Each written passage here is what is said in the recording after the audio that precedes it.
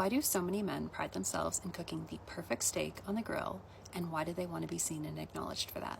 I was asked this question recently and I freaking loved it. So I'm going to share some of my insights here as a therapist for men. So the first thing I said, and don't hate me on this, but the first thing I said was, well, I hope he's cooking it on a charcoal grill. The next thing I thought of is how I see this so embedded in that like provider identity. There's something really beautiful in the simplicity of it.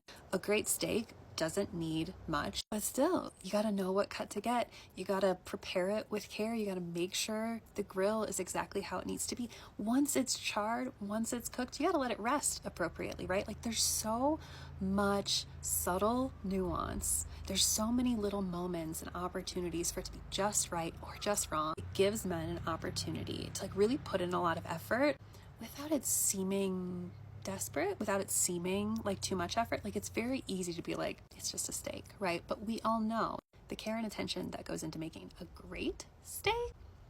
Respect that. So I actually think there's a little bit of protection.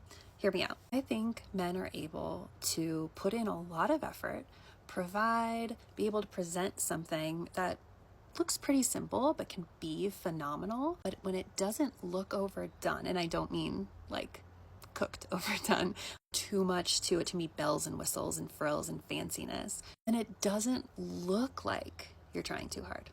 So then if it's not acknowledged or it's not celebrated, like whatever, like it doesn't look like you were trying, it doesn't look like you were putting yourself out there, there's a little bit of protection there. And like I can do something that is meaningful and could be great, but if it's not acknowledged, like whatever, it is what it is.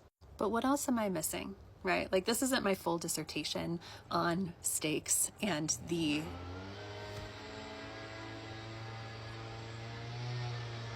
old man across the street with a leaf blower. Should I go ask him how he likes his steak? Should I go check out what kind of grill he has? He's not opposed to manual labor. What else have I missed?